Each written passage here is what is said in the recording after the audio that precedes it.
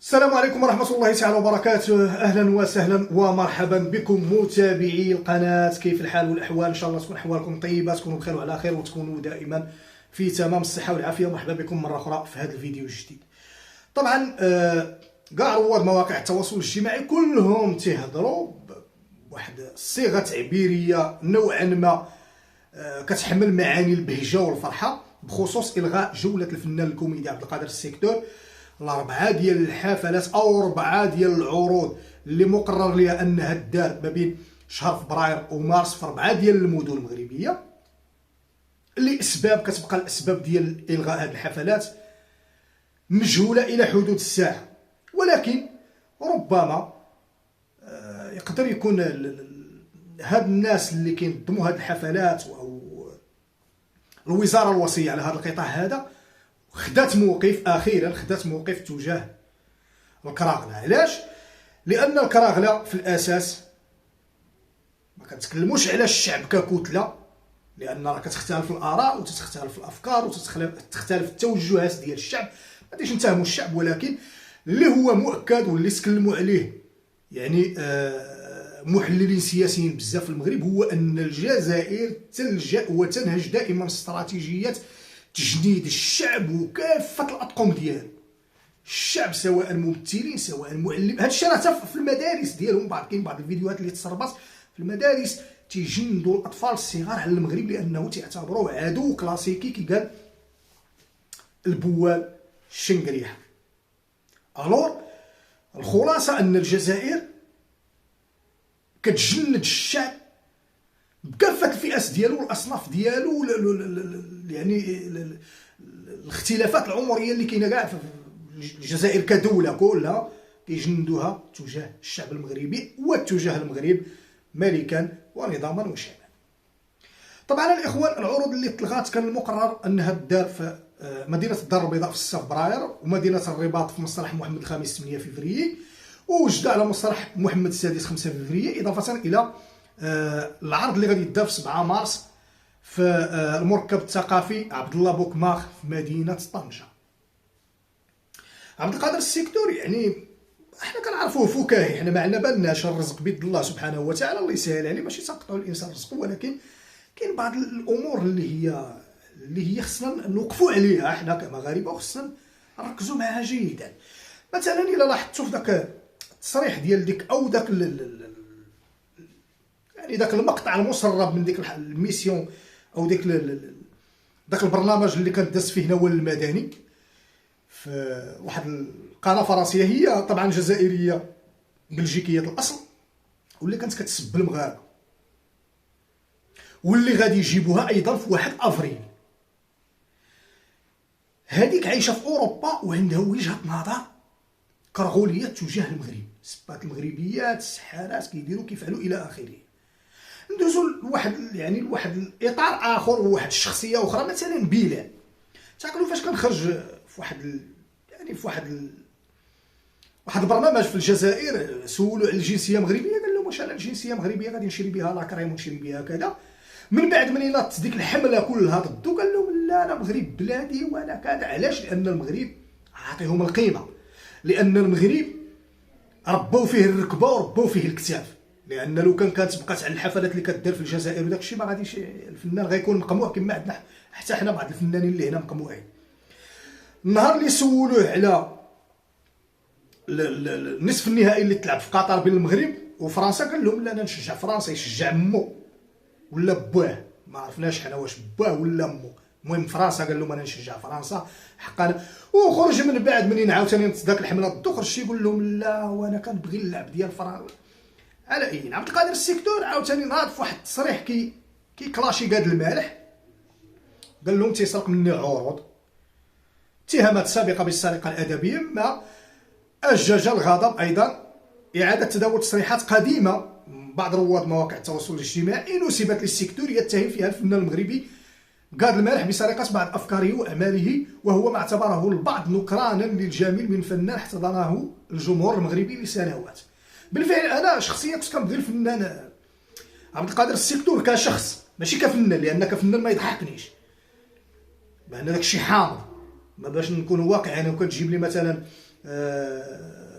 باسو، ولا تجيب لي مثلا ايكو، الناس ديال النكته والناس ديال الفكاهه صراحه. ولكن عبد القادر السيكتور كنت اكن له احتراما كانسان وكشخص. كندخل في واحد البادره مع حسن الفد واحد الخطره في واحد السلسله يمكن كانت دازت في رمضان على داك الشيء ديال الحدود وهذا، وحنا خوا الى اخره. ولكن هو يعني الشيء اللي خصنا نستنتجوه اننا خصنا ناخذوا الحذر ديالنا منه. علاش؟ لان حنا جلاله الملك الله ينصرو والله يحفظو والله يدوم عليه نعمه الصحه ويشافيه لنا ربي، في جل الخطابات ديالو من نهار جلس على العرش عمرو اساء للجزائر، ما عمرو خرج في شي تصريح بشي كلام يعني اللي كيسيء به الجزائر، لا حكومه ولا رئاسه ولا شعب.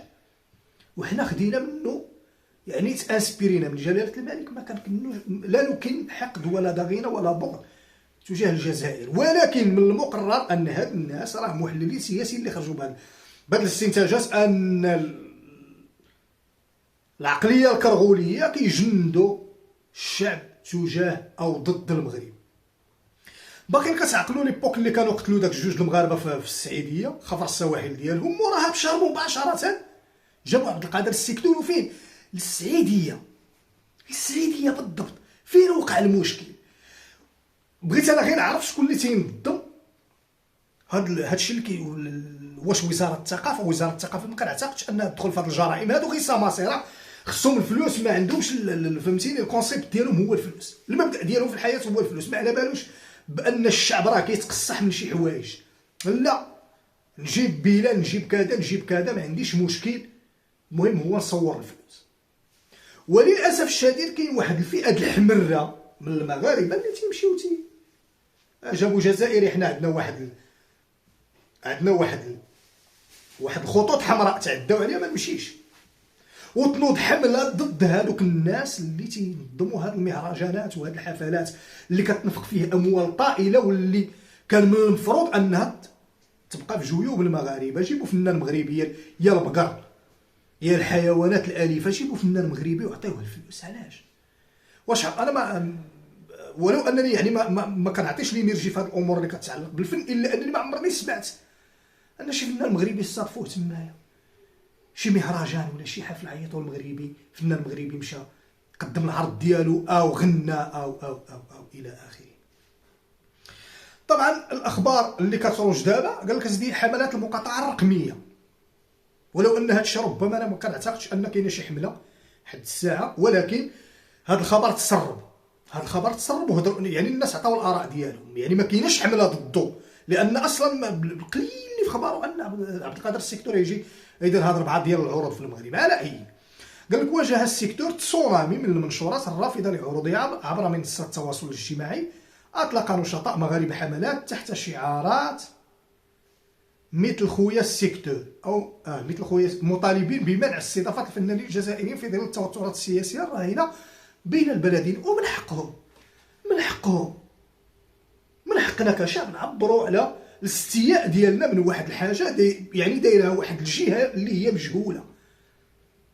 اما حتى وزاره الثقافه ما كنظنش انها تدخل بحال هذا الشيء تعيط للجزائري، ولا هذا الشيء تنسيق بين مؤطرين ولا منظمين ديال هاد السهرات وهاد الحفلات هادو مع فنانين كيجيو كيقدموا العرض ديالهم تياخذوا الفلوس يمشيو في حالتهم. واخا قال لك اسيدي الضغط الشعبي والمواقف الوطنيه. اعتبر الكثير من المعلقين ان استضافه فنانين الجزائريين لا يستقيم مع ما وصفوه بالمواقف العدائيه تجاه الوحده الترابيه للمملكه المغربيه. وهذا الشيء راه كنعرفوه. ورأى النشطاء ان التضامن الوطني يجب ان يسبق الاستماع الفني. من حقهم مطالبين بالمعامله بالمثل، ومن حقهم نظرا للتضييق الذي قد يواجهه فنانون المغاربه في سياقات مشابهه. اذا من حقنا حنا نعطيوها نعبروا على الاستياء والغضب ديال الناس اللي ما بغيناهمش. هادي تجيب انت فنان جزائري، جيب لي اخويا انا فنان مغربي، انا نمشي نتفرج شينا في الحرب ونقطع التيكيت ديالي وندخل ونتفرج ونستمتع بفنان مغربي ونضحك مع راسي ونمشي.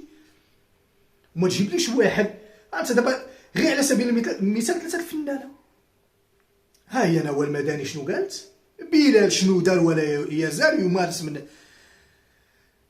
يعني الحقد باين في القلب ديالو، ولو انني كنت حاضر عليه واحد الخطره كانوا ضربوه